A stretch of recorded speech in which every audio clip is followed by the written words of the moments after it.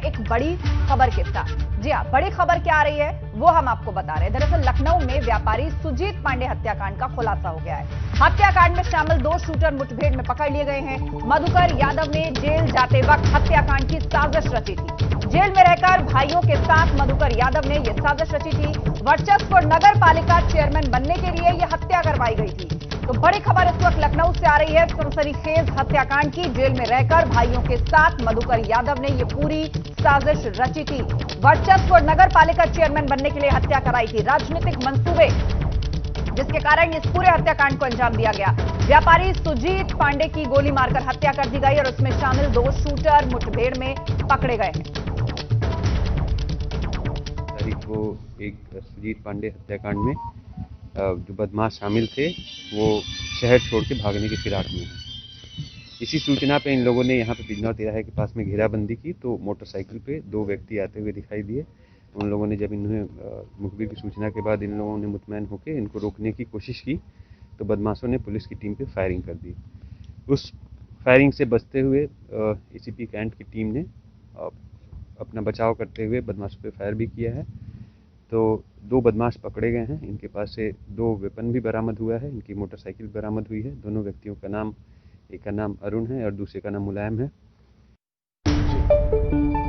तो इस खबर पर संतोष हमारे संवाददाता हमारे साथ जुड़ भी गए हैं। संतोष, कितनी बड़ी कामयाबी के तौर पर इसको देखा जा रहा है, खुलासा कैसे हुआ, सिलसिलेवार दर्शकों को बताएं। देखिए, लखनऊ पुलिस के लिए एक बड़ी चुनौती थी सुजीत पांडे हत्याकांड। उसी कड़ी में लगातार 1 हफ्ते से लखनऊ पुलिस की क्राइम ब्रांच मॉनिटरिंग कर रही थी। तमाम जेलों में जाकर के अपराधियों से बातचीत की और इस पूरी टीम की लीड खुद लखनऊ पुलिस कमिश्नर कर रहे थे। उसी का नतीजा है कि इस पूरे मामले में जो शूटर थे पहले उनका स्केच बनवाया गया। स्केच बनवाने के बाद जानकारी ली गई कि आखिर सुजीत पांडे की हत्या क्यों की गई और वजह तलाशते हुए समझ में आया कि मधुकर यादव नामक जो शख्स है जो वारदात से 4 दिन पहले ही जेल गया था, उसके द्वारा ये साजिश रची गई और उसके बाद शूटरों का पीछा करते हुए मुठभेड़ हुई और जिसमें जो बदमाश है, जो शूटर है मुलायम यादव, बिल्कुल वो भी पकड़े गए और साथ ही साथ खुलासा ये हुआ कि राजनीतिक मंसूबे कार्यालय की ये घटना है और तस्वीरें आप देखिए, पहली तस्वीर और उसके बाद दूसरी तस्वीर। आरएसएस का ये कार्यालय, ये हमलावर कौन थे, किसने हमला किया है, ये कौन थे हमलावर और इन्होंने हमला किस इरादे से किया, किसको टारगेट करना चाहते थे या एक संदेश पहुंचाना चाहते थे। बहुत सारे सवाल हैं जिनके जवाब मिलना भी बाकी है। और अब खबर आ रही है बदायूं से, जहां पर छेड़खानी के आरोपी को अच्छी तरह से सबक सिखा दिया गया। मामला हत्सा गांव का है, जहां पर छेड़छाड़ की गुस्ताखी के बदले युवक का मुंह काला करके उसको गधे पर बिठाकर घुमाया गया। हालांकि पुलिस ने मौके पर जाकर यह सब देखने के बाद लोगों को हिरासत में लिया है, लेकिन मामले में तहरीर न मिलने के कारण एक्शन नहीं लिया गया। लेकिन यह शख्स जो गधे पर बैठा है, पूरे चेहरे पर काली स्याही पोती गई है इसके, इसलिए क्योंकि यह छेड़खानी का आरोपी बताया जा रहा है। कुशीनगर में सरकारी दावों की पोल खोल देने वाली तस्वीर सामने आई। दम तोड़ रहे स्वास्थ्य विभाग की पोल खोल रही तस्वीर आप भी देखकर हैरान रह जाएंगे। यहां पर 12 साल के मासूम को अपनी नानी के लिए एम्बुलेंस तक नहीं मिली और यह मासूम 6 किलोमीटर ठेला खींचकर अपनी नानी को अस्पताल लेकर पहुंचता है, तब जाकर कहीं डॉक्टर इलाज करते हैं। लेकिन एम्बुलेंस के दावों की हकीकत आप खुद देख लीजिए कि ठेले पर स्वास्थ्य महकमा चल रहा है इस वक्त। और अब बात करते हैं ग्रेटर नोएडा प्राधिकरण के बाहर धरना दे रहे किसानों की। लीज बैग घोटाले के मामले में एसआईटी जांच रिपोर्ट से नाराज किसानों के धरने का आज दूसरा दिन है। ये किसान रात में भी धरने पर बैठे हैं और ऑफिसर्स के साथ दूसरे दौर की बैठक भी इनकी हो चुकी है, लेकिन जांच रिपोर्ट पर सवाल उठाते हुए किसानों ने उसे रद्द करने की मांग की। हालांकि आज तीसरे दौर की बैठक होने वाली है और किसानों का आरोप है कि जांच में अनदेखी हुई है। बाहरी लोगों को लाभ पहुंचाने के मकसद से मूल किसानों की लीज बैग को एसआईटी की रिपोर्ट में गलत ठहरा दिया गया है।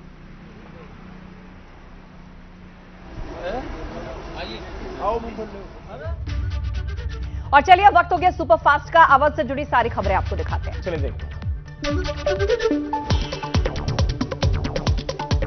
अयोध्या में सरयू तट पर महारानी हो और कोरियाई राजा सुरो की स्मृति पार्क आकर्षण का केंद्र बनने वाला है, जिसमें बुद्ध भगवान की प्रतिमा के साथ ही कोरिया स्थापत्य कला दिखेगी। दक्षिण कोरिया के आर्किटेक्ट कीमती लकड़ियों के साथ अयोध्या जुड़ गए। बनने के बाद यह पार्क भारत दक्षिण कोरिया के संबंधों में मजबूती लेकर आएगा। बाराबंकी पहुंचे मंत्री जय प्रताप सिंह ने लोगों को कोरोना से बचने के लिए चिकित्सा सामग्री बांटी, तो साथ ही मौके पर जाकर निरीक्षण भी किया।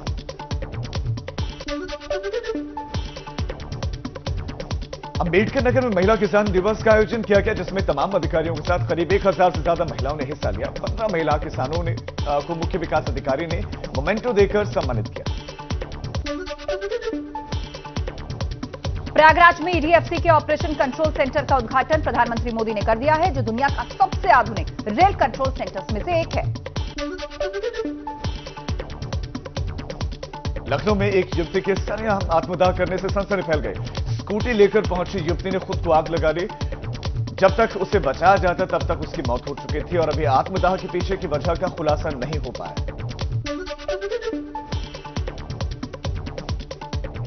सुल्तानपुर में नाराज लोगों ने दागी लेखपाल के खिलाफ मोर्चा खोल दिया। अवैध वसूली और कब्जा कराने की शिकायत जिलाधिकारी से की गई है। पहले जमीन के हेराफेरी मामले में लेखपाल योगेंद्र श्रीवास्तव की मुश्किलें बढ़ी थी। अमेठी में सर्राफा व्यापारी से लूट के बाद भाग रहे बदमाशों से पुलिस की मुठभेड़ हो गई। 2 बदमाशों के पैर में पुलिस की गोली लगी है, जिनका जिला अस्पताल में इलाज चल रहा है। ये बदमाश आंखों में मिर्च पाउडर डालकर नकदी और जेवर लेकर भाग रहे थे। सीतापुर में बीजेपी अल्पसंख्यक मोर्चे के जिलाध्यक्ष भूपेंद्र जैन और उनके ड्राइवर की करंट लगने से मौत हो गई। हाई टेंशन लाइन की चपेट में आने से दोनों की जान चली गई।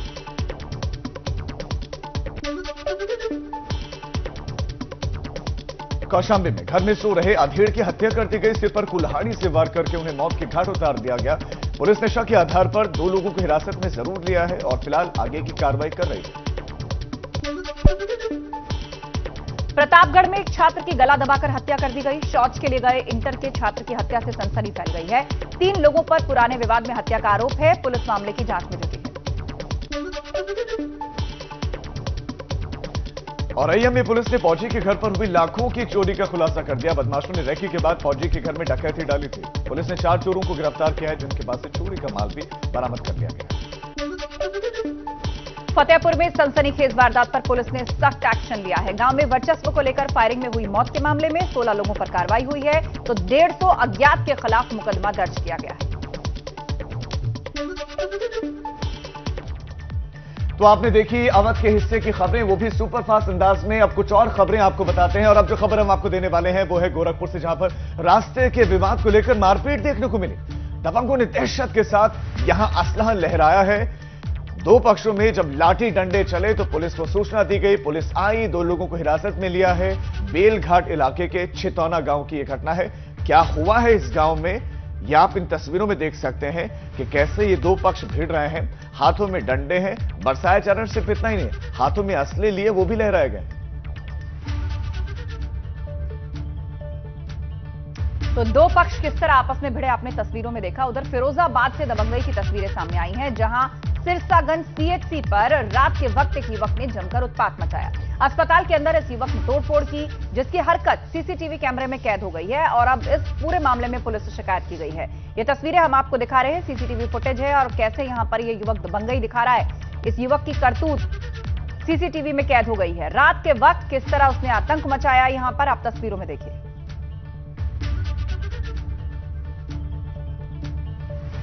सुबह का वक्त है, मौसम का हाल तो आपको पता ही होगा। एबीपी